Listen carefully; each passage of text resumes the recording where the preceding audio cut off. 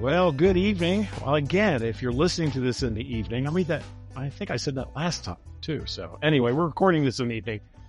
We have Derrick Lindo, we have Dan Masters, and we have Darryl Smith. Wait a minute. You can't say triple D. That's kind of pornographic. So I guess we probably should start the recording over again. I've already went off the rails a little too far. No, it stays. It stays. Okay. As long as my wife doesn't hear it, I guess we're okay. So anyway, and then we have we should put like a little doll or something for Taylor, right? Like some sort of little, voodoo doll or something. He's supposed to be joining us here. And the youngest one, who should understand tech, but there we go. Oh, wow, you guys are all over it. Of course, I like that one better, Dan. Video, but you guys are all over it. Who is that supposed to be? Sam Grant? I don't know about that. That's Sam Grant. Got that as a gift from the kids years ago. So. Sam, better than my little Sam Grant. It's a lot better than the Hedgehog, so I think Grant's a little better. Yeah, I think Taylor would appreciate Grant a little more. Well, maybe he would. Than me? Yeah, maybe. So, anyway, gosh, what an introduction already. We're really off the rails. Welcome to Department Number 2 podcast, the podcast of the Western Theater in the Civil War. And as already mentioned, we've got Derrick and Dan Masters on board tonight. We're just going to do what we call a bull session, and which we seem to do when Derrick and I get together. We seem to do this anyway as a podcast because we're all over the map. So the bull sessions kind of started from, and I'm sure all of us have our own versions of bull sessions, but I've been going to the Chickamauga seminar for, I think I'm at year 13 or 14 this year. And we all, after all the touring is done, we all get together with adult beverages after a meal, and we hang out. And we just pretty much talk about anything Civil War. Sometimes it gets a little politically related, and then that's when I leave. So that's a bull session. We're just kind of spitting out ideas and topics and kind of going from there. And we have a few topics tonight that we're going to touch on. We had one topic that somebody posted on the Facebook group about Pat Claiborne and his division, but that's pretty wide, generic comment. So maybe he'll jump on and let us know a little bit more specifically what he wants to talk about, because otherwise that's a very wide-ranging topic for us. Well, the first thing we actually have, first of all, Derrick, you want to say hello? No? I guess I can. Yeah, had to hit the unmute button there. So hello, everybody. And the bull sessions are fun. I think the first one that I really was a part of was, I didn't stick around at that trip we did at Shiloh. No, you journeyed home. Yeah. I guess, it might have been Richmond. That might have been. It had to have been. Yeah. Yeah. We were sitting in a hotel lobby. Yeah, Richmond, and then all the ones at Perryville we've done, and soon to be Fort Donelson, I'm sure. So it's they're fun. I love them. Yeah. It's a good time to kind of air out our opinions without necessarily getting too confrontational with others folks' conceptions, perceptions, and whatever you want to call it. All right, Mr. Masters, hello. Hi, it's good to see you guys. Good to see you again, Mr. Stones River. Oh, yeah, Mr. Stone. So I'm nosy. This is how I am. The book's doing really well, it seems like. Yeah, it's doing okay. Yeah, there's a humble response. It's doing just fine. Thank you very much. I'm so humbled by the very warm response. It's Andy Pape and I, we've talked about Stones River. Like, it is a battle that we would love to get into, but again, because of the inability to get on about 80% of the actual battlefield and see it as a battlefield makes it very difficult. So I think anytime anything major comes out on Stones River, it's going to generate interest, because I think there's a lot of folks out there like us who are like, we want to clamor for more of it, even though it's difficult, I think, to get on that ground and interpret some of it. So I think that's probably a big reason as to why it's being well received. It could also be the fact that you're extremely prolific and have, a ton of followers on that blog. So you kind of set that stage, right? So that certainly helped. Yeah, it didn't hurt. That's for sure. Let's see. First topic. I think this was Dan's actually, right? So Bragg's appeal to Kentuckians in 1862. So you want to elaborate a little bit what you... Yeah, well, as you guys know, I have a couple of book projects underway way, one of which is a similar study to what I did for Stones River for the Kentucky campaign. And I've been doing a lot of research over the last couple months and giving a lot of thought to what exactly was the Confederacy trying to accomplish with this campaign. And having a background in public relations usually is not terribly helpful with studying what we study, but in this case, it actually was. So Braxton Bragg, during the course of September, issued 2 separate appeals to the people of Kentucky. There's what I'll call the soft message on September 14th, and then a much harder message on September 29th. And if you'll bear with me, I want to read just kind of a couple relevant parts from the appeal. So on September 14th, I want to put September 14th in context. The Battle of Richmond has been fought and won by Edmund Kirby Smith and his forces. On September 14th, there is the first assault on Munfordville by Chalmers' Brigade, which was a disaster for Chalmers' Brigade. Bragg, of course, didn't know that. He's writing from Glasgow, Kentucky, when this was issued. And it is I do not think Bragg wrote this appeal himself. I'm sure he had somebody on his staff draw up this because it's very flowery and whatnot. But to me, the relevant portion of it is it's one of the last paragraphs. And it really what it does, it offers the Kentuckians a choice. And he says, if you prefer the federal side, show it by your frowns and we shall return whence we came. So basically, if you don't want to join with us, just let us know and we're going to leave. Right? September 29th, 15 days later. 20 companies of cavalry are wanted. After they are supplied, infantry only will be received. This is the last opportunity Kentuckians will enjoy for volunteering. The Conscript Act will be enforced as soon as necessary arrangements can be made. There's nothing soft about that. He's basically saying you either get in the Army now or we're going to draft you. You're getting conscripted. Absolutely. And that one sounds like it was this whole farce of an installation of Richard Hawes as governor. It had to happen or this has no teeth. Absolutely. And of course, the Orphan Brigade. Yeah. They're not in Kentucky when this is happening. They're working their way towards Kentucky from Mississippi. Well, they hear about it and they damn near mutiny. Because so I'm like thinking about as I'm writing and thinking about this campaign, I'm kind of curious what your guys' thoughts were. What happened between September 14th, where we went from the soft approach to the hard approach? We went from, hey, we want you to, we expect you to volunteer, to 2 weeks later, it's like, well, you're getting in the Army whether you like it or not. What do you think? I mean, what happened? I'll let Derrick jump in first because I've got some thoughts on that, of course. But okay, so the thing that I've always thought about when it comes to that is, if you're a Southern-leaning Kentuckian, how much faith do you have in the Army of Mississippi actually sticking around? What's the consequence if you join that army and then that army leaves Kentucky? Like, what's going to happen to your property? What's going to happen to your family? I see that a lot in some of my research for the Western part, with Adam Rankin Johnson raising his regiment over there. That was a little different because the original agreement was, since they're partisan rangers, they get to stay in the area. And that's where they're going to fight. And so getting recruits, I feel like, was a little bit easier. That also allows them to protect their homes themselves. Exactly. Right? Yeah. And they had plenty of options, or plenty of situations where they were able to go home and visit.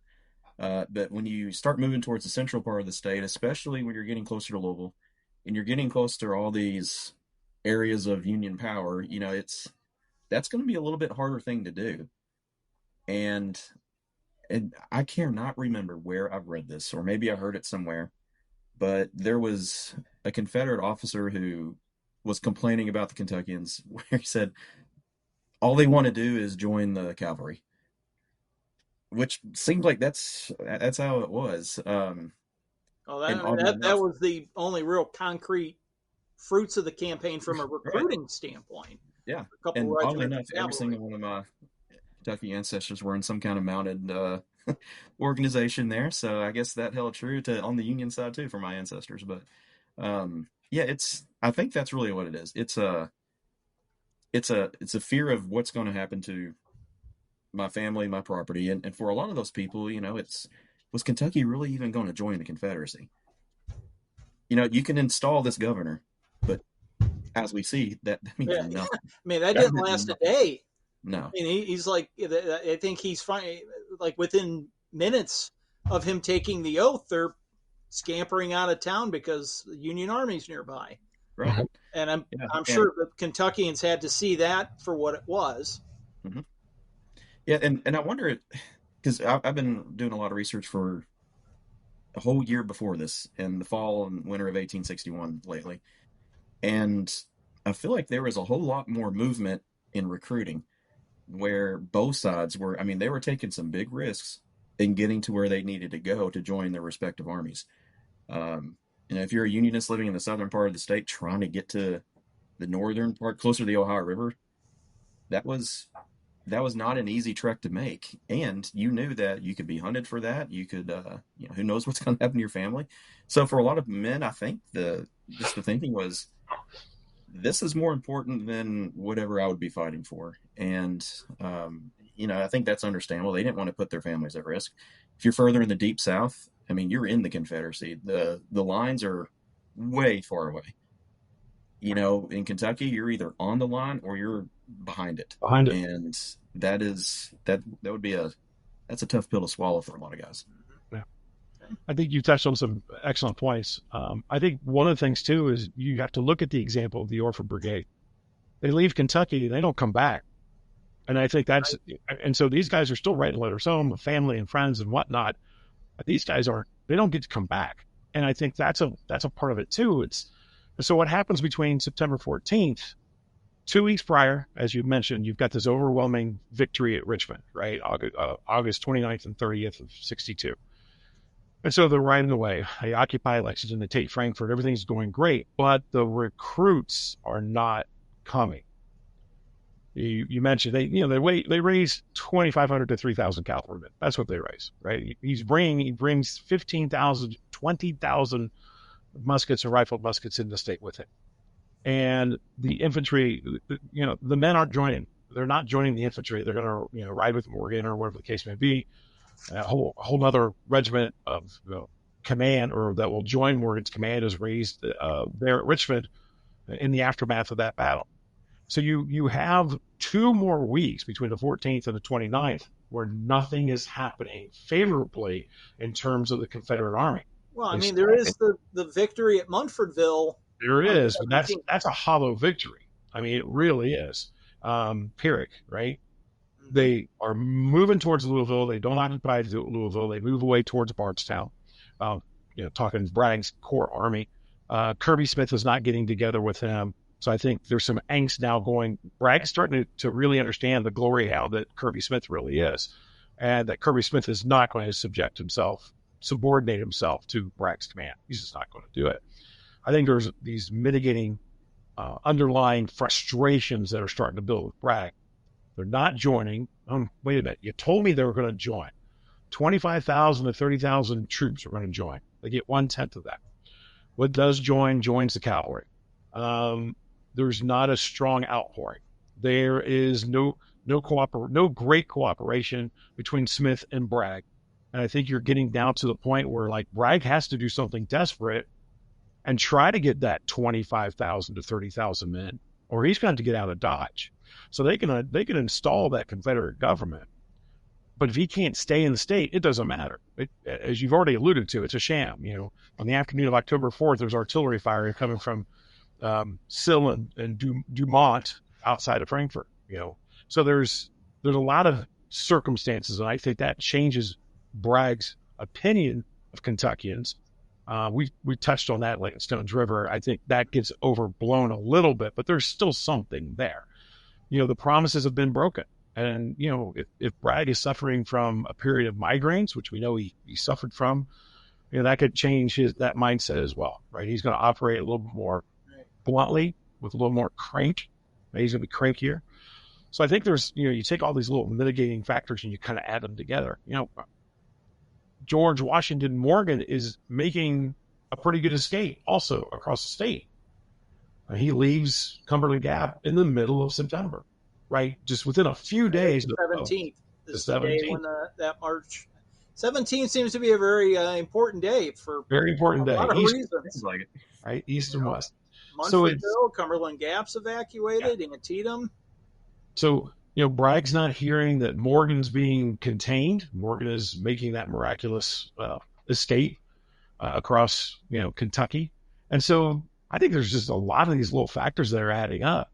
I'm thinking about like what changed the tone of the appeal was I'm speculating here, but in those intervening 2 weeks, the recruits aren't showing up with the soft message. Yeah. So maybe the thought was, okay, well, maybe I got to take the hard message to get you to take action. But I would love, I'll need to study Bragg's report more and some more of his correspondence. But like I said, I was very curious. Like, it's not consistent, No.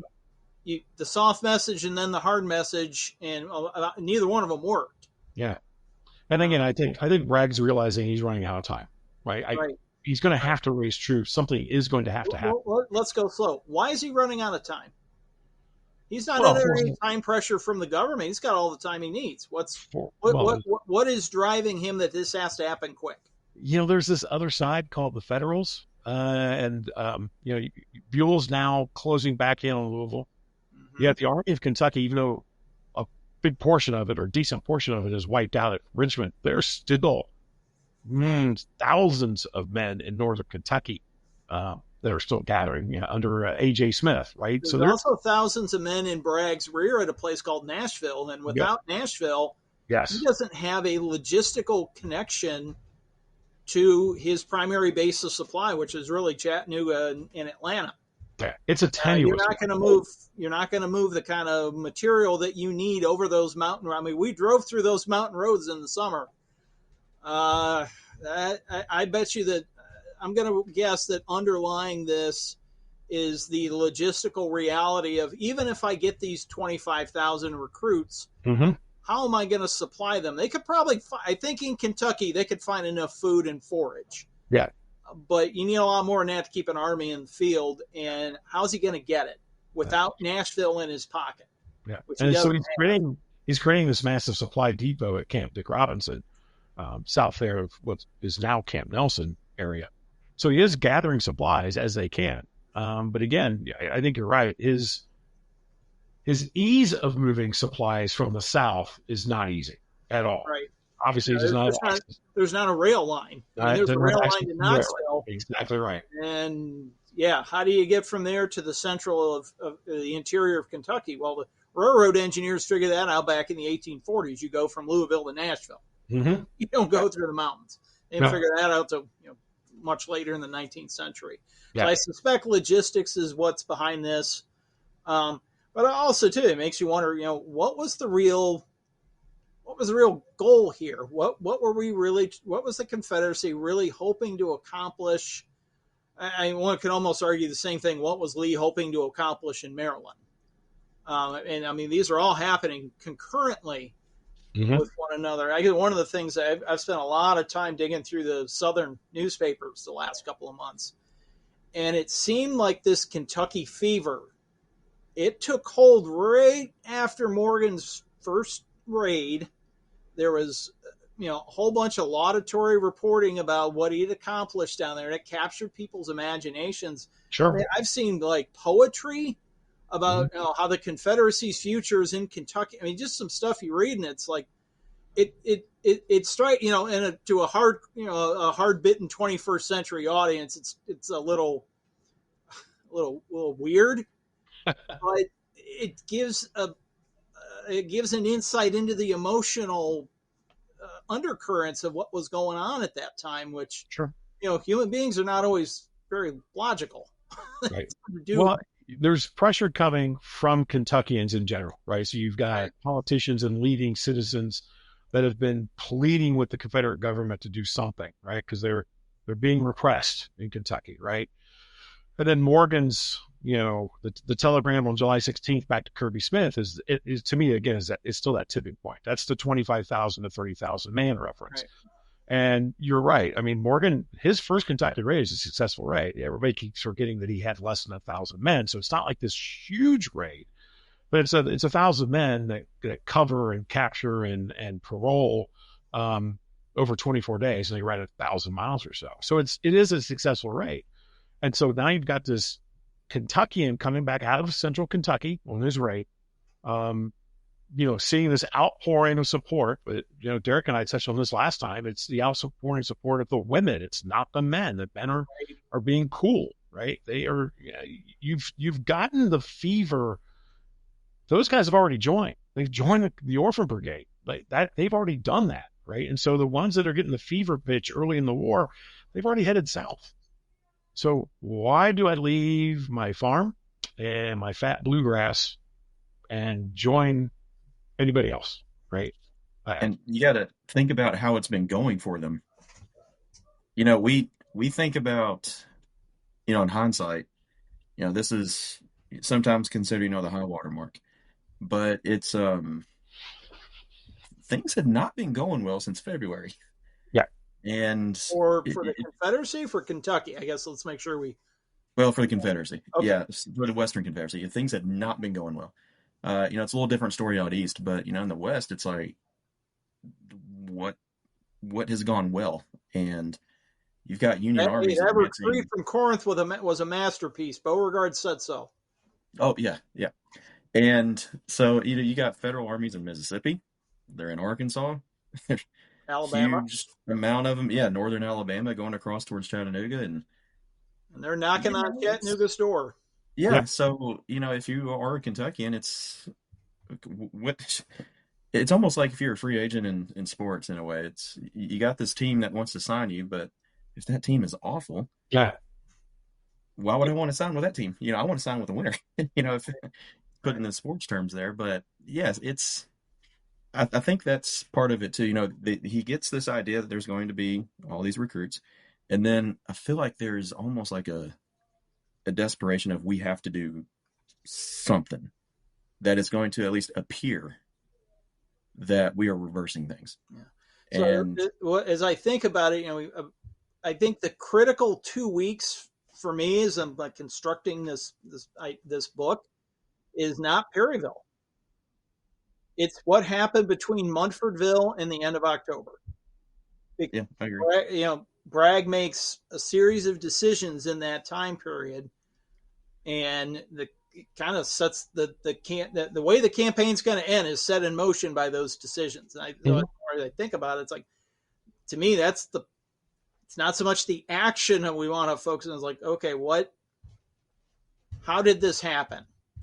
On September 17th, the Kentucky campaign looks like a great success for the Confederacy. And 3 weeks later, they're on the way out. Perryville wasn't it. I mean, it's not Perryville. It's anticlimactic. I mean, don't get me wrong. We do a Perryville symposium for a reason, right? But it's a hollow battle. By that point, I think Bragg has to realize. I mean, Bragg is still trying to get forces to maneuver to have the grand battle in central Kentucky. I'm going to defeat this force in front of me, and then we're going to slam all these Federals up there by Frankfort. But again, going back to Kirby Smith, he's never going to get that cooperation. Humphrey Marshall brings about 3,000 men over from Virginia and eastern Kentucky, which actually those guys get within 15, 20 miles of Perryville. That gets overlooked a little bit. Mm-hmm. But by this point, I think the evening of October 8th and into the morning of October 9th, Bragg's like, okay, this isn't working. And at that particular point, he retreats back to Harrodsburg, but then from where they go from Harrodsburg, they go from Harrodsburg to Camp Dick Robinson. He didn't go to Frankfort. He didn't go to Lexington. He goes to Camp Dick Robinson where his supplies are. And he has a way out, which is unfortunately the Wilderness Road, but it's the Wilderness Road through Cumberland Gap. Yep. And so I think, to your point, Dan, yeah, it's between September 27th and Buell's army marching out of Louisville. So it's really 2.5 weeks, and that's it. It has changed. You asked the question. One can, like, when you thinking of parallels, very clear why Lee left Maryland. Now, I know folks can argue, well, it was a drawn battle and whatnot. Lee's army was in no condition to continue in Maryland after Antietam. Correct.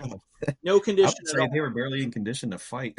Yeah, right. And that they fought him as hard and as well as they did is a real testament to the character of that army. But they were in no condition to continue after Antietam.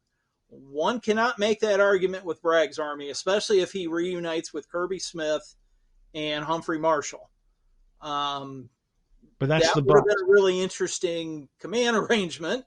But from a standpoint of having enough men to contest for Kentucky, I think he would have had a better shot than he did at Perryville for sure. Yeah, I think they could have made things interesting. Right. Actually, so again, we're suppositioning that Kirby Smith is going to cooperate with Bragg, and I will always take the line of he's never going to do that. Well, he never demonstrated it. No, so, based on his actions, I'm making that that decision, my opinion, based on his actions. He is not going to do that. So you're not going to see this grand battle for Kentucky where both armies are fully together, both Confederate armies and Marshall's ragtag boys are all together and actually putting up a front somewhere. That's not going to happen. Well, and you think about, that we have these two appeals. We install Richard Hawes as governor with, as the pretext so that we can enforce the Conscription Act. And they're not around long enough to really enforce the Conscription Act, probably on more than just, a very, very scattered basis. Yeah. And then they decide to get out. Yeah. So anyway, as I said, I don't want to take over the whole podcast stewing over this, but this is one that's just, I haven't settled in my mind where I'm going to go with this because it's not clear. Yeah. You asked the question, what was the goal? And I don't know if we really answered it because I'm not sure we can answer that. He decided towards the 30 mark. I see. We already talked bad about you, so sorry, Taylor. Good. Taylor Bishop is on board, ladies and gentlemen. So we're wrapping up our conversation about Bragg and basically the 2 weeks between Mumfordville and beginning of October, and just how the Confederates, they're not going to stay in the state. There's just no cooperation between those command structures. It's just not going to happen. But again, keep in mind, the premise of this whole campaign was to defeat Buell's army or drive it out of central Tennessee. And Kirby Smith screws that up in mid-August of 62 by sending 3 divisions north of Cumberland Gap. And he's like, well, I can't provision for them there. We have to go to the Bluegrass. And Bragg. What was that restaurant we went to in Barberville? He just should have gone there. Yeah, she just gone there. Well, that's where they did. And they still did. What was the DQ? The DQ. The DQ in Barberville. That would have been got the little sundae with it. That was awesome. Yeah. But chicken nuggets, man. And Bragg's loyal enough to me. They were that good. Bragg's loyal enough to Smith. I mean, that's the thing too that folks overlook. First of all, Bragg lends Smith 2 divisions to neutralize Cumberland Gap, and then Bragg pulls himself into Kentucky to support Kirby Smith. So the subordinates call him the tune. Yeah. Unfortunately, but so now that we've wrapped that up, Taylor. So Wow, what a tall order. Yeah, right. That is a tall order. Okay, we've got some more topics here.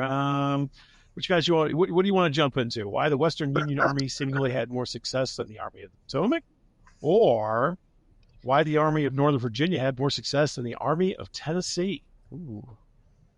Taylor, you pick. Oh, I don't know. That's a good one. Let's go with the A and B. Okay. I think that's a good one to dig into. All right. So why the Army of Northern Virginia had more success than the Army of Mississippi / Tennessee? Why don't you lead us off, Taylor? I think we're all in agreement that there's a lot of reasons why. I think one of the things that I would argue the reason why they would have a lot of success is that um, Robert E. Lee had the ear of Richmond officials. He could easily tap them and tell them like, "Hey, I need these X amount of supplies from the Western Theater. I need this much beef. I need this many men." I mean, he's able to strip men, war material, even for Bragg's department. I recently read David Powell's Tullahoma campaign book, and that was really good. And it kind of just provided insights on like how, even in the midst of a campaign, Braxton Bragg is having to deal with issues well beyond his rear, with supplies being sent to Lee rather than his own army, which is just, I mean, mind-boggling for a commander to even have to deal with. I think that's when you start looking at that, it starts making sense that on a supply and material ground, not even looking at the general officers of the army, it's kind of hard to compete at that point because they're bound to get a lot more stuff than the army is. Yeah. Richard McMurray's book, I think, is must reading. Two Great Rebel Armies. There we go. I knew you were looking for something there, Derrick. Oh yeah, I had to grab it. He explains that. I'm going to get the numbers wrong, but it's something like 70% of the produce that's coming out of Tennessee is being sent to the east. 70%. I think I have that right. It's in that ballpark. So that's even in 62 and late 61, but 62. So while Bragg is trying to deal with all these other things, he's dealing it with then. He's dealing with it in 63 as well, as you referenced the Tullahoma campaign. You also touched on something else. It's a couple of things, right? The proximity to Richmond. Yeah. You literally can go tug on Jeff Davis's ear pretty much anytime he needs to. Mm-hmm. And then Lee's successes allows him to have the ability to fire people. Mm-hmm. And that I got the big, you got it from Dan there. So, an option that Braxton Bragg rarely had, if ever. Bragg tries it a few times. He's able to remove a few people from his army, but the ones he really wants to get rid of, he cannot. And i.e. Leonidas Polk. Leonidas Polk. If Leonidas Polk had been with the Army of Northern Virginia and performed the way he did with the Army of Mississippi/Tennessee, he'd been fired. Yeah. It's that simple. You look at the divisional commanders, some of the brigade commanders in the 7 Days campaign, and then see where they are by Chancellorsville, right? See where they're in Maryland. Yeah, right. He didn't lose any time. He cleared them out in July. He cleans them out, right? And then you look at where some of these rejects go. Well, Bragg gets he gets DHL for sure, but there's some of these ne'er-do-wells, I guess, or guys who just cannot perform, and Lee has the ability to fire them. And I think that's a huge handicap for Braxton Bragg. So what Taylor's offering is the material aspects and logistical aspects help make the difference. Darryl, you're offering that a leadership, really a leadership difference, not at the Army level, more at the divisional and brigade level, made a difference. Yeah, and the logistics, of course. I mean, Department Number 2 is huge. Yeah. 90 miles between Washington City and Richmond, not so much. So, I mean, you have to look at the geographic aspects of what's going on as well. Now, again, the rivers, for the most part, are a little bit more favorable in the Western Theater than what they are in the Eastern Theater, because you're usually trying to cross rivers that are perpendicular to your line of advance. But, you're also dealing with, theaters of operation for Bragg and Buell and Rosecrans that are hundreds of miles of responsibility, and you have far less troops to deal with it, particularly from the Confederate side. So the inability to fire, it's one of my big points, but it's all those pieces for me that kind of puts that together. Yeah, I would say, since you mentioned Richard McMurray's book, if you've never read it, just go to Amazon right now, buy it. It's reading. Yeah, I think I read this thing in a day. It is not long. It's 180 pages, something like that. Just regular text, 100, and before you get to the appendix, 155 pages. And the pages are not big. I mean, it's an essay is what it is, and it is. once you start reading, you start looking at those numbers. I mean, you can't stop because your mind is just blowing up thinking beef and produce is being removed right from underneath the army in Tennessee Mm-hmm. and shipped over to Virginia when they're needing it too. And it's crazy for me. And I mean, I don't know the logistical or supply situation in the East. I don't know what's going on in North Carolina or Southern Virginia or South Carolina, why this stuff couldn't come from there or even from Florida.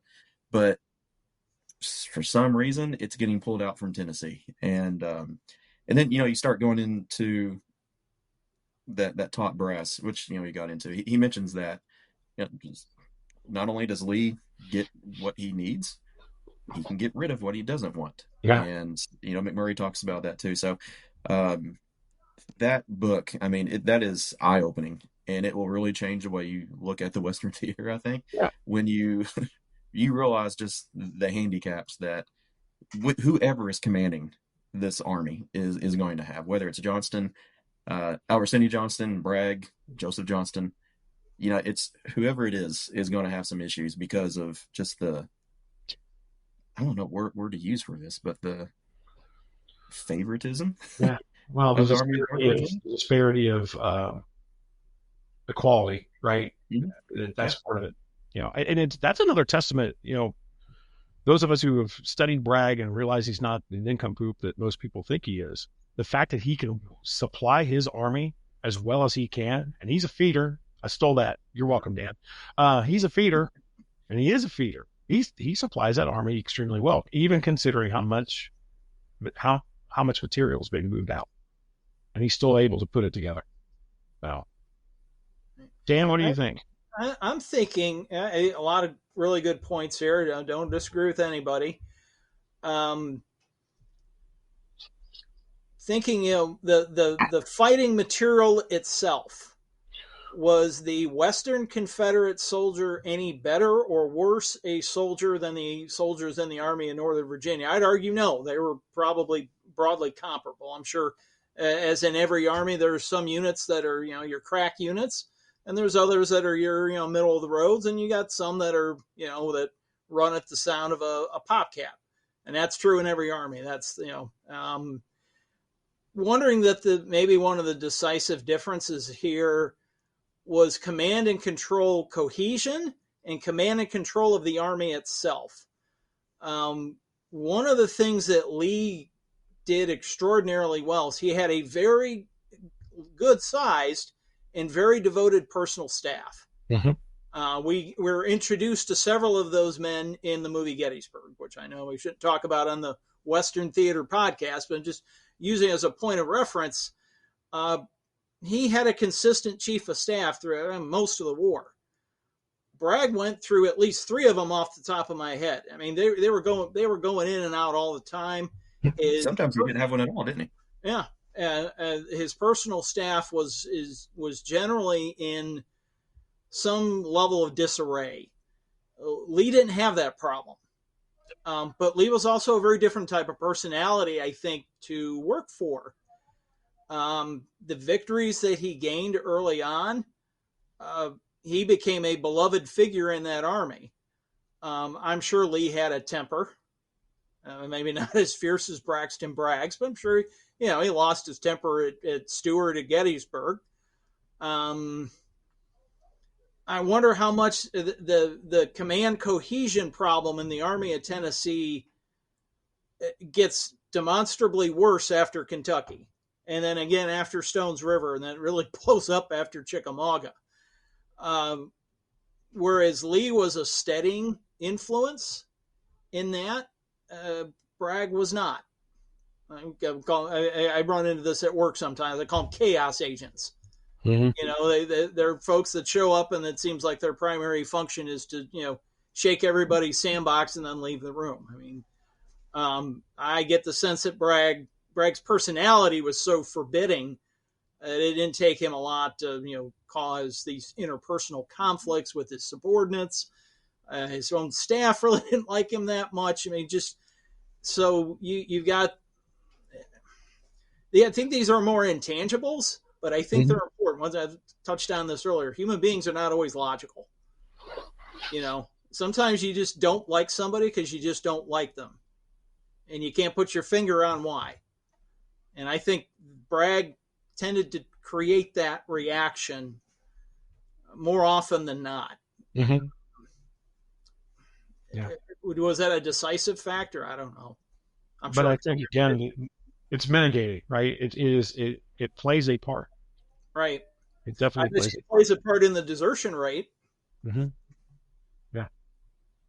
And having early successes for Lee, even though he bloodies the crap out of his army in 7 days, having those early successes builds his street cred, right? Yep. There's no doubt about it. Well, look at the Confederate Army's casualties at Seven Pines, which now granted he was in command for just a portion of that, but 7 days, second Bull Run, and Antietam, and those battles were fought within 2.5 months of one another. Yeah. Even the Western armies wouldn't put up. I mean, we have 25,000 casualties at Stones River and take 6 months off. Yeah. Yeah. So it's a great question. It's a really hard one to pin down.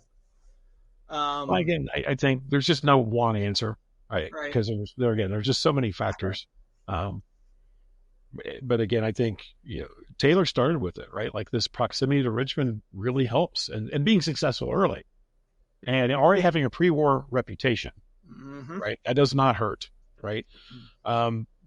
But Lee has his ability, right? And to your point, he also has a different type of personality, right? And so to the point where he's built trust, he could probably approach Davis and lay out his case very well with reason and calmness.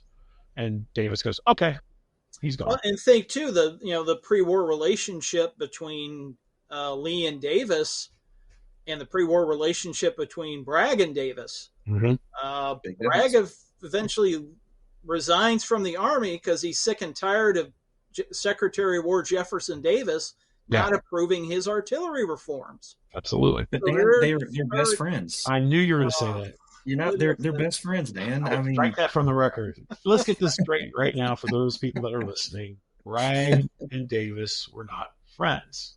Just get it out. And you probably need to read The Most Hated Man in the Confederacy. I do think that relationship changed, especially after Bragg left command of the Army of Tennessee and then became essentially Davis's, military agent. I'm not really sure exactly what his exact title was, but kind of Davis's extra set of eyes and ears. Sure. There's that. Dan, you touched on this. There's a respect level. They may not be cordial or warm, but there's a respect level at that point, to the point where obviously again, Davis's relationship with Lee, I wouldn't say it was deferential, but I bet that's where it started from. I mean, Davis knew Lee before the war as one of the best officers in the Army. Yeah. Fellow Southerners, they came to an understanding. They worked well together.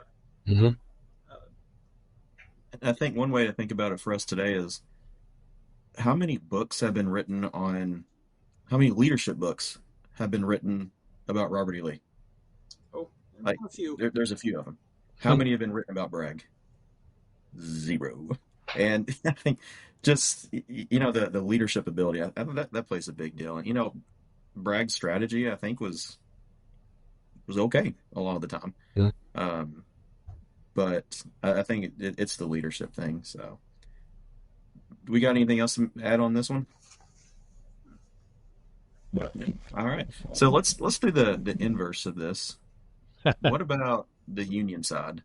Why are the Union armies in the West supposedly or seemingly more successful than the Army of the Potomac? One thing I'll offer right away, they had a lot less political interference, shall we say. Not that they didn't have their fair share, but Stanton and Halleck had their hands in the backside of that puppet of the Army of the Potomac most of the time. And I'm sure McClellan could give us chapter and verse about his problems with that, whether you believe the man or not. I mean, I know Hooker had his issues with it. Meade would develop his issues with it later in the war. I don't know that the officers in the Western Theater were given a free pass, but they did seem to get more latitude. And Yeah. and I do think the quality of the federal generalship in the Western Theater was generally pretty good. I agree. The think more of the caliber of the men that were in those roles. I mean, whatever one thinks of Grant today, he was a successful Western Theater commander, very successful. Yeah, as was Sherman. And I like what you said within his own sphere. Thomas, I mean, yeah, and I like what you said about them having their hands in the puppet of whoever was commanding that army. While out west, the communication's a big thing out in this area. It's like Grant at Vicksburg. When he crosses the Mississippi, I mean, he was planning out how many days he had until messages would start to arrive, and before, if he were to return a message, how long that would take. And he kind of told himself, I got X amount of days to be able to do what I want and to get some results. Okay. And there was no one there to tell him, I don't think so. The way communication try that moves, same move along the Rappahannock. Oh yeah, definitely not. It's the inverse proximity. Like Taylor mentioned, the relationship with Lee and Davis being so close to each other. Now you have the inverse proximity impacting the Army of the Potomac, because again, the puppet masters can visit headquarters. They literally can be there. Whereas it's really convenient for Buell and Rosecrans, and Derrick just alluded to it, I can kind of ignore a telegram. I can let that kind of sit a little bit. I can let that stew a little bit. I can be argumentative back through a telegram, right? Which happened a lot. Mm-hmm. It's the modern day. I can be really powerful behind a keyboard, right? It's easy to be a troll, right? It's very easy to be a troll. Oh yeah. Yeah. What do you guys think about the differences between, let's say, the material of the Army itself? Your typical Western Theater soldier versus the Eastern Theater guys. What's the primary difference between, say, a soldier from Illinois and one from New York? I mean, just the bias. I want to say, well, Western soldiers, those Western men are just tougher. But I think when you see them fight side by side, especially like, in the Atlanta campaign, There's some pretty damn tough New Yorkers in that group. I'm thinking the 149th at Lookout Mountain, where they captured 5 flags in an evening. Yeah, I mean, that's those a pretty impressive piece of soldiering. Yeah. And there's a book here. What is the name of it? Oh yeah, the book Soldiers from Experience. I don't know if you've heard of that book, but it's about Sherman's Corps, kind of just how the birth of it from 62 through, I can't remember, 64, 65. But there's one part in there where it's talking about when those two armies are, in a way, coming together. They're outside of Chattanooga, northern Georgia. There is a difference in the way that they fight. That there was one example where you have the Easterners. I want to say they're at some kind of gap or some kind of pass. I can't remember off the top of my head. It's been a while since I read it, but that these Easterners were pretty much going straight in at it. Battle line straight in. Whereas the Westerners are like, what are you doing? There's a different way that you can approach this. And I think there was a difference in fighting styles to an extent. Mm-hmm. But, I would not say that those soldiers were inferior. I think I got a quote here. It's one of my favorites. It was written by Captain Benjamin F. Stone of the 73rd Ohio. So this was a 12th Corps regiment, fought at Gettysburg, 11th Corps, Chancellorsville. I know they were 12. They were 12. 73rd. You sure they're 11th or 12th? Okay, well they went anyway. They ended up going west, and he is writing back to somebody back in Ohio and gives his impressions of the Army of the Cumberland. So this is October of '63. And he said, with the Army of the Cumberland, as far as I've yet seen, its character and substance, I am not well pleased. It is brave, very brave. It fights well, but it is very loose, unsystematic, undisciplined, and confused. Its business departments are loosely managed. Its whole method of working is slovenly. It cannot compare in discipline and morale with the Army of the Potomac. I do not think it could stand against Lee's army, brave though its Western riflemen may be. Indeed, the men here say they never met such men to fight as Longstreet's corps. We replied, that's the kind of stuff we fought all along and whipped at Gettysburg. It takes something besides courage, I find, to make an army. Oh, yeah, it's one man's opinion. It is. I would argue Exactly. Hood's division got pretty beat in the nose at a place called Chickamauga. They did. They did by those Western men. Mm-hmm. So yeah. So I think they could. Yeah. I think the thing is you could point out units and individuals and their makeup. The general thought is, well, Western troops are a little bit more inured to being outdoors, a little bit more of a rural makeup, a little bit more of a frontier mentality. Because some of these states are coming a little more independent. Yeah.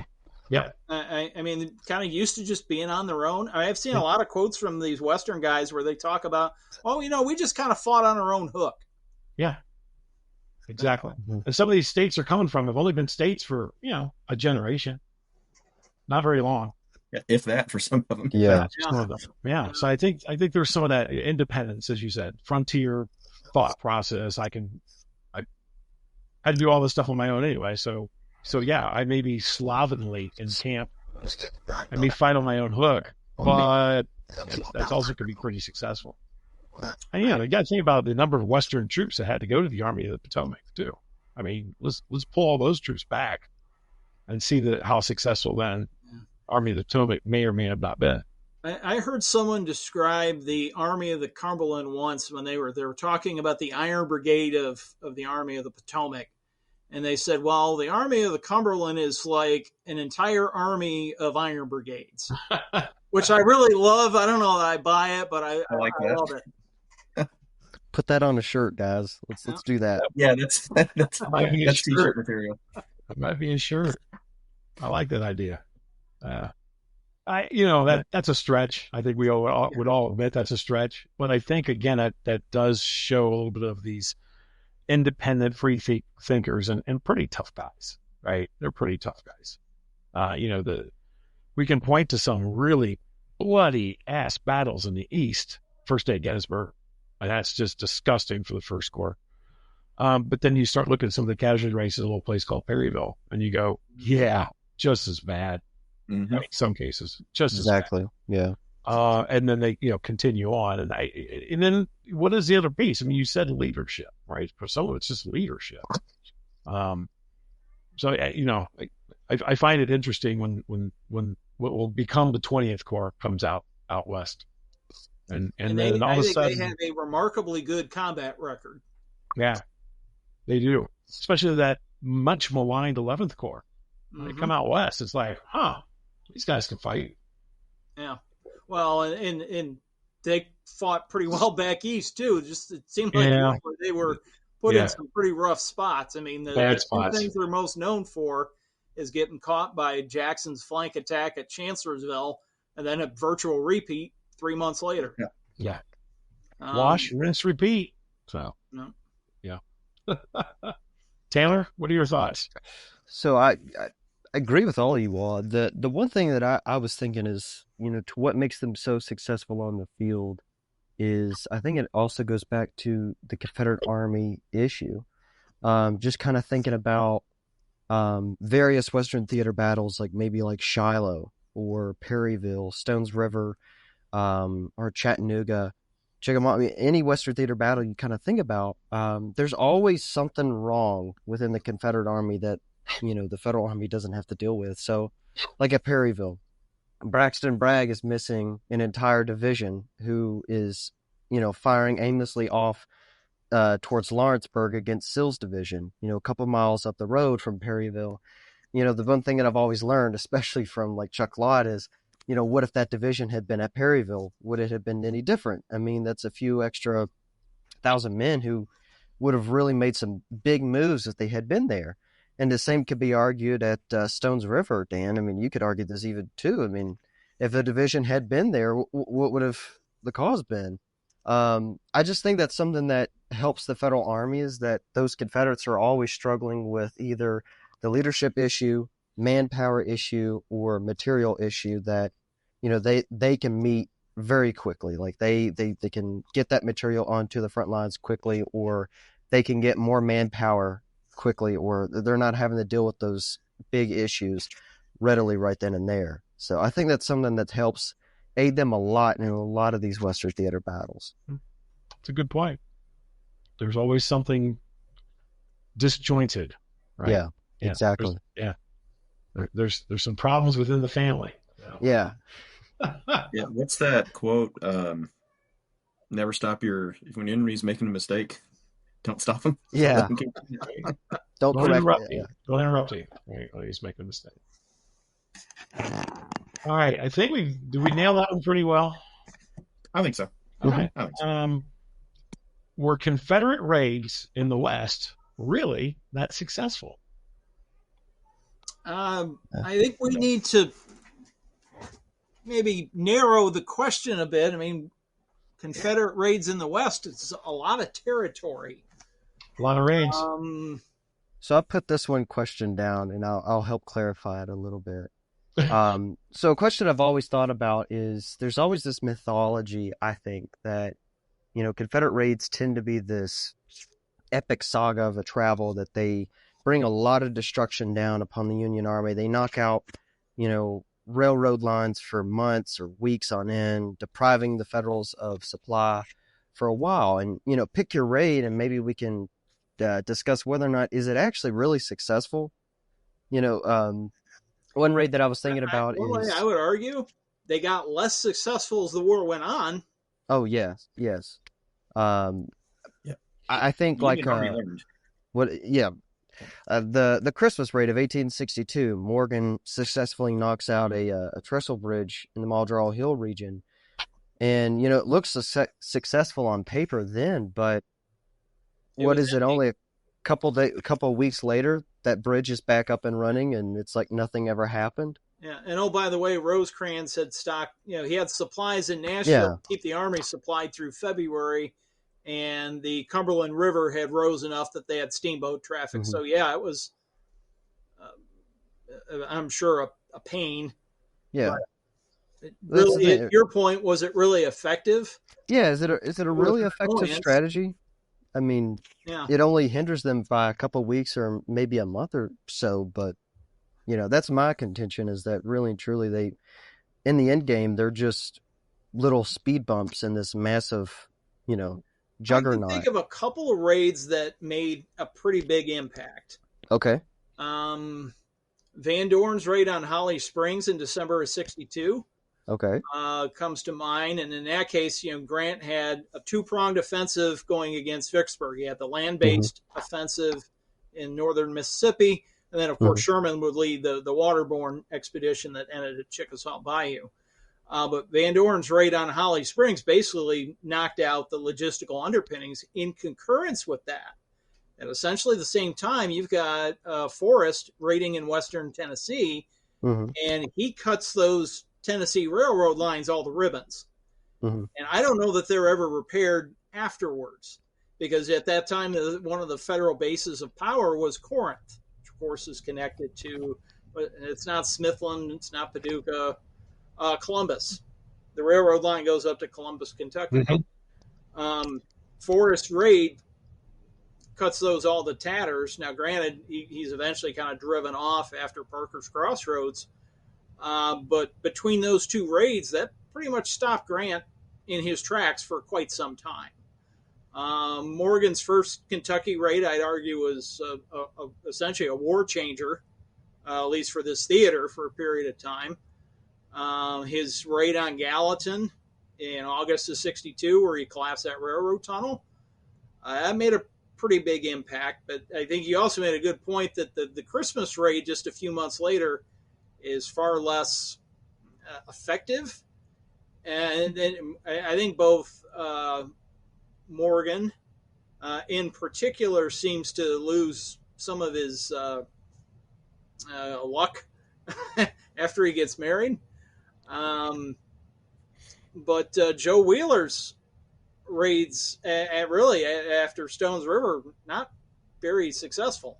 The expedition against Fort Donelson in February of '63, that one didn't work out too well. Not a good day for them. And I'm thinking, I don't remember, is it the Sequatchie Valley raid after Chickamauga? I mean, he almost wrecks his cavalry corps. Yeah. Conducting that. So, and kind of makes you wonder, well, what changed? I think two things. The Union Army got a lot bigger after the summer of '62, and we got those 300,000 additional recruits, and they were able to garrison the rear areas better. And there was a concerted effort to put more federal cavalry in the field. Yep. And I mean, that was a consistent problem the Federal Army had into 1863. I mean, such that they were mounting infantry regiments on mules, just to get something on what amounted to horseback. So I think that in part as the Union Army became better prepared and maybe a little better equipped, those Confederate raids became less and less successful. I think Morgan. They just learned how to deal with them.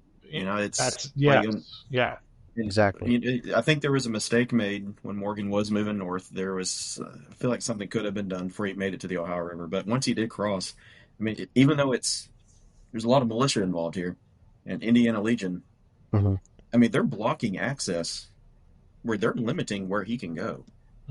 And when you're limited where you can go as a raider, that is not good for you. Yeah. Darryl, what do you call this again? The not so great raid? Not so great raid. Yeah, the not so great raid. Not so great. So what do we call the one in '64 where he got beat up at Cynthiana? What's that? I got my ass kicked, right? Or Burbridge is the man raid.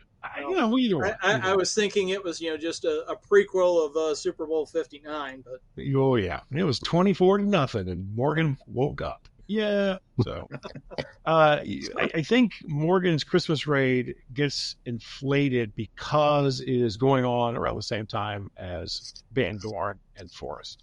So you do have, what is it, Bradley's book, The Confederate Raiding Winter, or something along those lines. So it's all this stuff that's swirling at the same time, which I think causes some consternation. But I think, to your point, Derek, all it does is it forces Rosecrans to create a larger mounted army. It's like, I'll deal with this. Yeah. I wonder he's trying too, to chase after infantry. That's not working. So he's like, I'll deal with this. Those raids early in the war, the general prevailing mindset in the Federal Army was they did not want to subsist off the countryside. Okay. Especially that was a big problem during Buell's tenure. Was he had all these restrictions and rules about his guys not foraging. Yeah. You get later in the war, it's like, you've cut our railroad line. That's fine, no problem. I'll just tell the men to forage. They'll just get it from your citizens. Yeah, exactly right. It's an attitude shift. So it's like, okay, if you cut our supplies, it's in the summer of '62 that froze the Federal Army in place. Well, we can't move now. In the summer of '64, Uncle Billy's like, all right, well, hell with that. We're going further south. That's right. I don't care. I mean, it's just, and that was a big shift. It was a big change in mentality. And to pick on Morgan some more, because that's what I just absolutely love to do. What did we come up with, Derek? I think you started this. We were talking about him. His 1861's a good rookie campaign.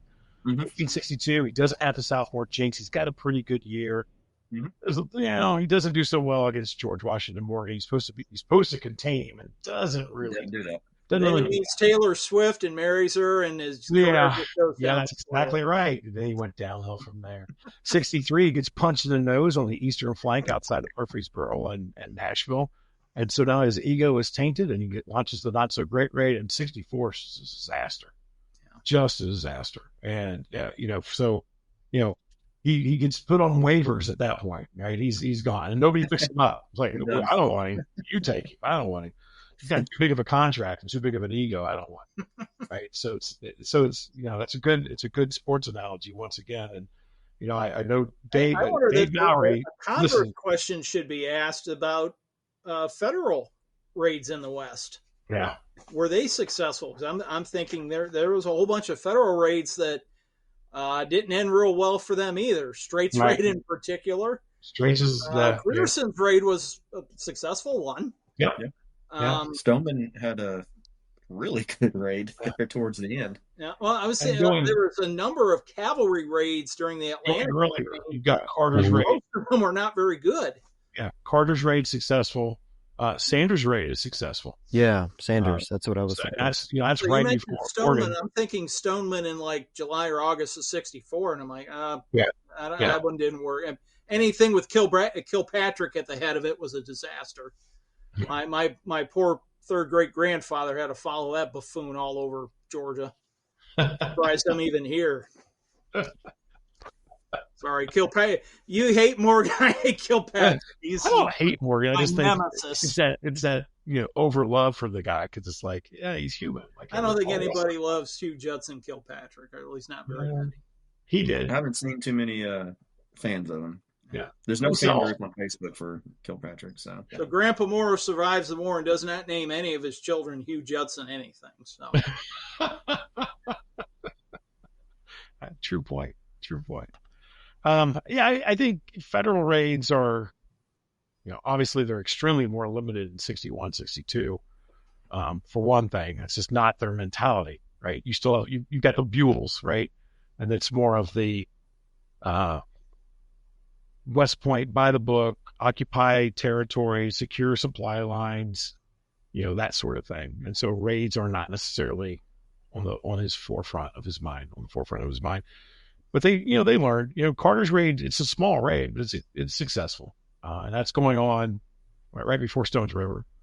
And then Sanders raid right before Morgan's great raid, not so great raid, which is actually very successful. He doesn't get the main bridge at, is it Lenore Station or Loudon? I always get the two mixed up. But he, hits Strawberry Plains. There's, that bridge is like 1,600 feet long.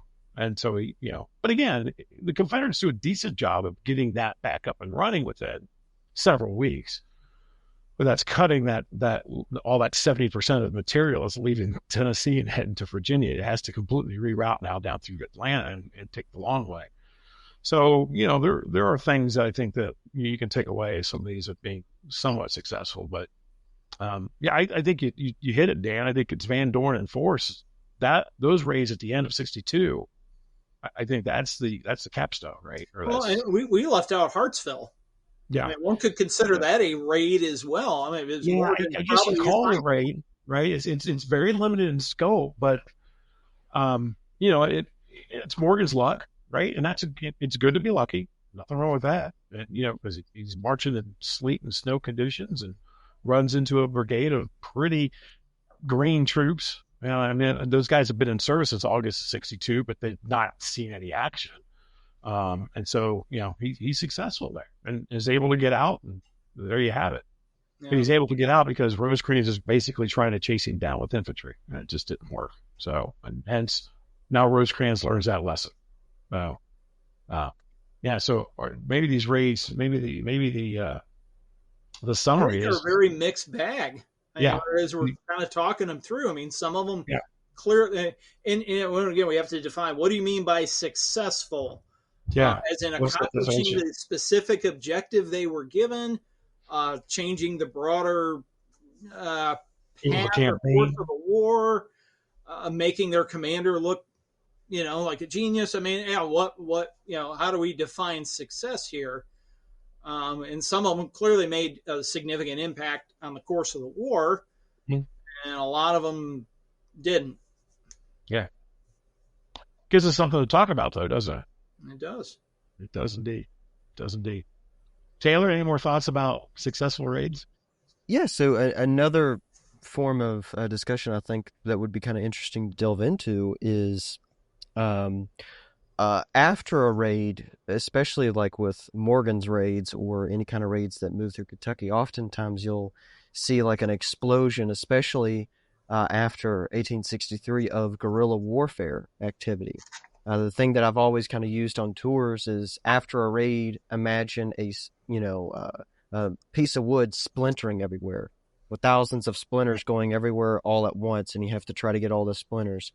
I think that's something to kind of maybe talk about with raids is, did they add to the guerrilla problem where guys are shirking off of their duties and lines and, taking advantage of the lawlessness inside of, like, say, Kentucky or Tennessee or wherever. Would you guys consider that part of, within a raid, or do you think that's a whole separate issue?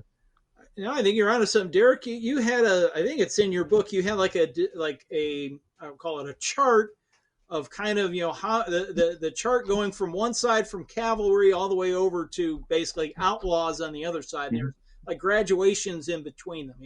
I might be useful to go through that because I think he's on. Yeah. So Taylor, it's interesting you brought that up because I just talked about that at Camp Nelson a couple weeks ago. Oh, I might have been there. You might have been. So, I mean, I fully blame. I don't know if it's fair or not, but man, I put all that blame on Morgan for what ends up happening in Kentucky for the second half of 1864 into 65, because after he just gets demolished there at Cynthiana, so many of those guys stay behind, and they are the worst people because he brought in some of the worst people possible. Yes. Couldn't control them, and those guys decided to stay behind because was Grenfell gone? Oh yeah. Okay. Grenfell's not even. He was kind of the professional soldier in that outfit. He's not with him in 63. He's mad because he didn't get brigade command. That Johnson winds up receiving. So he's not even with him in 63, and so hence the not so great raid. Right? I think Grenfell would have raided him in. I would hope, but I mean, I like to throw it all. I mean, from that point on, when you start looking at the brutality, it explodes. After that, and I mean there was some going on previous to that, sure, especially when you're starting to look at the recruitment of USCT regiments, but I mean it really just takes on another level after summer of 64 there. So yeah, I'd like to lay it at his feet. I mean, if he had not done that, would there have been some pretty bad guerrilla warfare in the Kentucky? I mean, I think so, because I mean a lot of this is just some people doing some of these things. Because I mean, for example, there was up in Owensboro, there was, I can't remember what regiment, maybe the 108th USCT, but I think there was a company that went out and they marched out towards a place called Yellington in Davis County, same county as Owensboro, which they called the Charleston of Davis County. That's the type of feeling that you got up there in that area. And there was a skirmish there, and the newspaper said that Captain so-and-so, I can't remember the name off the top of my head, but had a skirmish with some guerrillas and civilians. I mean, so there were people that are in the area that just picked up a gun and like, okay, well, I'm gonna go kill a Yankee, and that was the mentality of some of these guys. You didn't have to join a guerrilla outfit to do guerrilla things. The worst offenders did, I feel like, but you still had a lot of instances where the civilians are jumping in on this whenever they can, and then melting back into society. Blame it all on those guerrillas. That wasn't me, that was them. But when you're talking about the differences, though, like regular cavalry is just your regular cavalry, but then you move a little bit to the left. That's when you get to the raider. They're still cavalry, but they're in, and then they're so raiders are in and out. They go up in there and then they return to the army. So think about what Morgan's doing. He goes up into Kentucky in a raid and then he comes back. Partisan Ranger that's move a little bit more to the left. Those guys are recruited behind lawns. They got to be completely self-sufficient. They look like guerrillas. They're called guerrillas a lot, but they still have to follow Confederate Army regulations and the Confederate Army's orders. They have officers. They're organized into companies. I mean, they are a regiment. They're paid. And the 10th Kentucky. The 10th Kentucky Partisan Rangers, eventually, I mean, they're part of Morgan's command, and they function as just a cavalry regiment once they go back. Because if they are called in, they have to go back. And so, Johnson's had pretty much independent command for several months, and then when he gets the orders to go to the army, he has to do that. Because, I mean, he's a commissioned officer. Got to follow those orders. And then when you go a little bit further to the left, that's when you just get to, your guerrilla. They don't really have any real association with the army. They might attach themselves to raiders or partisan rangers whenever it suits them, but they they're really under no obligation to follow any orders because they're technically not a part of the army. They're fighting on the same side, Uh-oh. but they're not enlisted. They're not commissioned. And then from that point on, that's where you got just your outlaw type of people that are just taking advantage of the violence and the chaos of the war for personal gain and settle scores and get whatever they want. And you see a lot of guerrillas. There's a lot of gray area from guerrillas on, and you see a lot of guerrillas fighting Union soldiers, but then you also see a lot of guerrillas that are robbing banks. And so I almost wonder that what we could do here, just have a little bit of fun with it, is in Dungeons and Dragons, you have a range of, you have lawful good, neutral good, chaotic good, and then you have lawful evil, neutral evil, and chaotic evil. And you could probably lay that same chart, you could lay them one on top of the other. And the further you go over to the right, so a chaotic evil would be, essentially an outlaw. Mm-hmm. Whereas neutral evil would be maybe one of these guerrillas. A lawful evil would be, a partisan ranger. I mean, I think you could lay it out. You have some fun. I love somebody put this meme out months or years ago about like how you put grocery carts away shows what kind of person you yes. are. Like, I love that. If you put it back in the cart corral, you're lawful good. If you put it in the ditch, you're chaotic evil. I thought it was brilliant. But I think you could lay that out here. It'd be the same. I think you can identify with it. Yeah, definitely.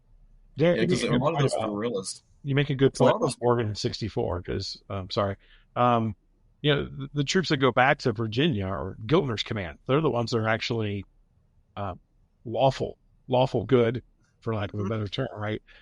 And then you have guys like George Jesse, who stays behind, and who will be involved with murdering black soldiers in August, and not at Simpsonville. This is another group of the 117th USCT, not like an hour from where I am, along the road, along the Ohio River, and he stays in that area. That's what he does. He is definitely guerrilla / outlaw to a point. Chaotic evil. Yeah. So, and then they're going to shift, right? They shift back and forth. I mean, Morgan's men are quote unquote cavalry that are raiders, and you've got the partisan rangers that are part of them because of the 10th and da-da-da-da. But that chaos that stays behind after June 12th of 1864 creates quite, the splinter effect, right? It creates quite a mess afterwards. The guys that do not leave the state. No. Good point. We pause for this commercial interruption. Wait, we don't have a sponsor. Why do we keep? Yeah, we don't. We don't have a sponsor. But hey, we'll take your money. So yeah. Let's see. So I guess we've talked about that quite a bit. We're hitting almost an hour and 18. Yeah. So real quick, Patrick Claiborne, his division. Discuss. Well, I mean, what do you want to talk about? Because I mean, that's a broad brush. Well, let's be clear. Claiborne's division, quote unquote, Claiborne doesn't really have a division until Richmond, right? Correct. And he has command of that division on that field for a very, very brief amount of time. So about 10 o'clock. Shot through the mouth. Yep. And then he misses out the rest of Richmond. He's on the field again at Perryville and gets shot again. As a brigade. He's just commanding a brigade at that point. Yeah. Okay. So he has and that shell that stopped like a. I mean, we're not going to talk for the next hour about that. We've covered Stones River enough in the past. Read the book if you want to learn more.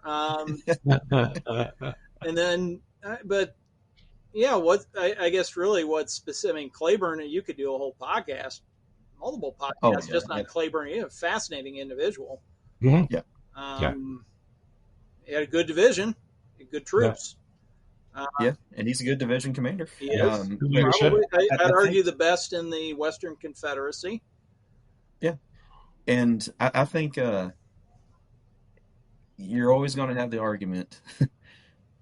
Why didn't they put Claiborne in command? Here it comes. There it is. There it is. But you Put got him in charge of he the was army. he was The because he I'm was a going to say division it commander. because I'm the blunt one Well, anyway. and The he was idiots an that say Irishman. that, yeah, the He idiots was that not say a put him in native charge of the army. Southerner. There was a level of distrust there, and then That's right. that proposal he made to basically arm the slaves in February of '64. He's also That didn't set well with a lot of the other high command. Yeah, he's a was foreigner who's extraordinarily not unpopular. So, yeah, and he had a corps command for a brief period of time at Jonesboro, didn't he? And that didn't turn out so well. He's running basically a corps. I'm not a land campaign guy, so I could have that off a little That'll bit. be in Volume 5 of Dave Powell's trilogy. We've only got Volume 1 out so far. I think. Volume 52. I'll be dead before Volume 5 comes out. So.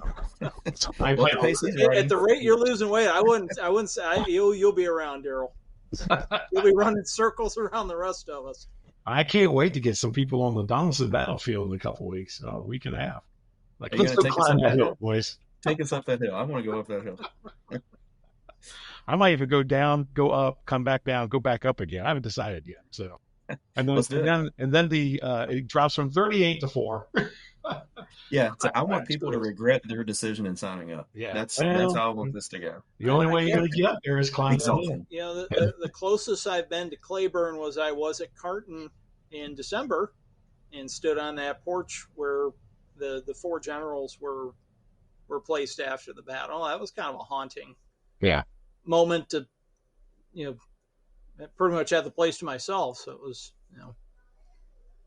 But I think we all agree. I mean, he's a very good brigade and divisional commander. I think he shows some innovation, particularly at Perryville, deploying his color guard in the front, knowing full well that the Federals are going to open a volley, and then here comes the rest of his men, his actual main line. I mean, that's ingenious, right? It's good stuff, right? Unless you're in the color guard. Unless you're in the color guard. Bad day. I've always thought about that. It's like, wait, you want us to do what?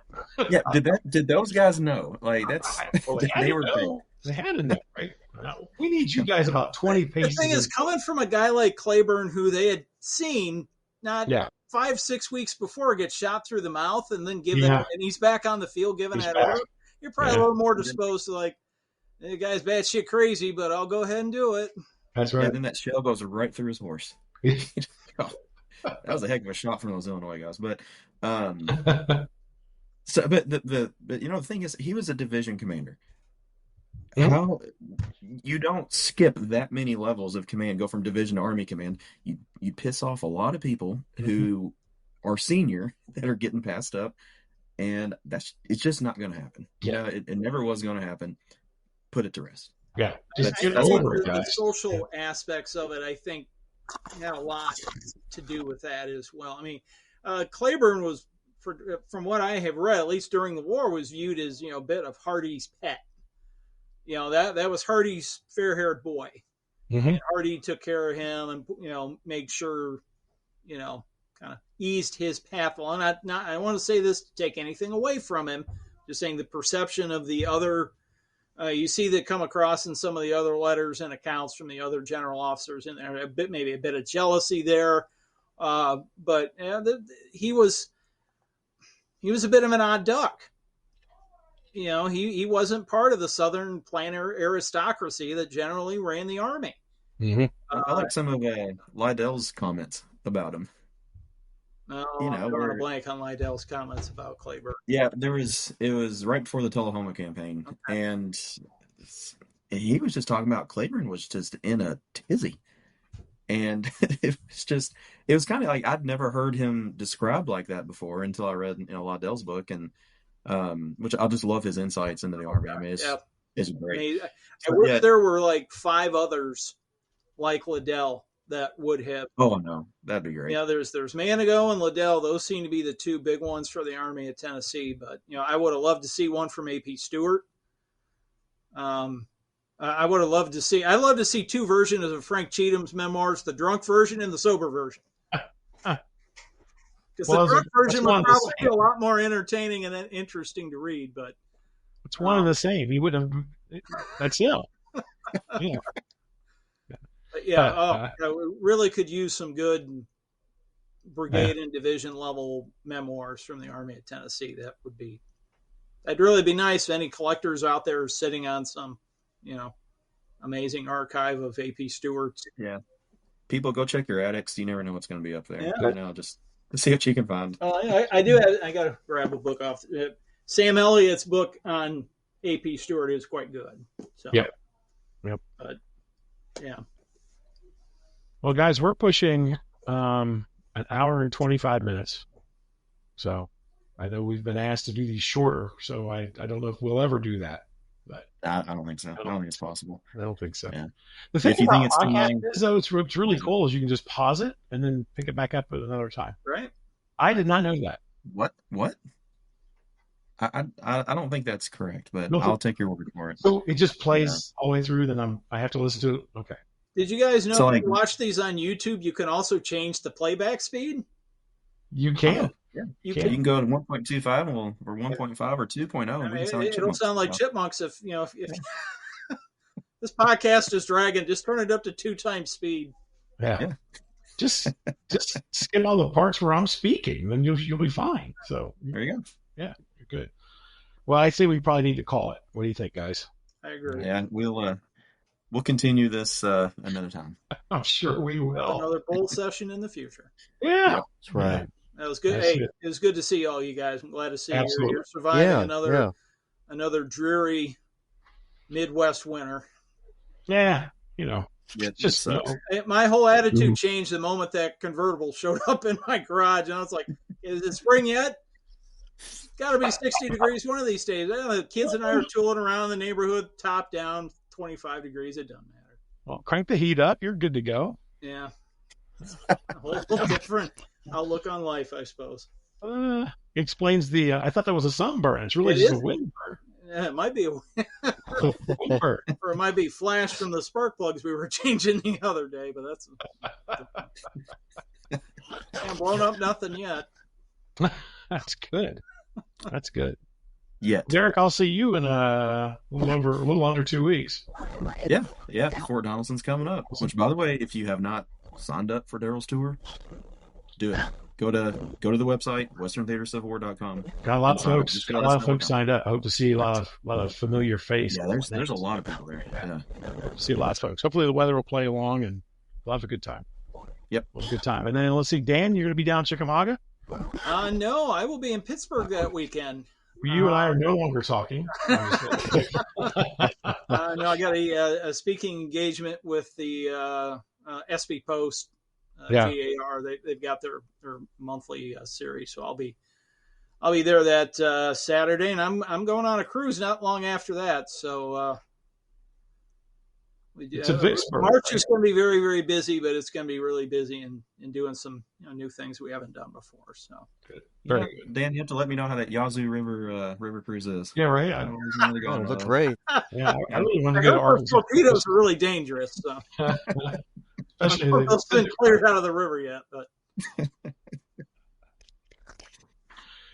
All right, gentlemen. Hope you all have a great night. yeah. And we'll definitely have to do this again. For sure. Sounds good. Sounds good. Thanks, everybody.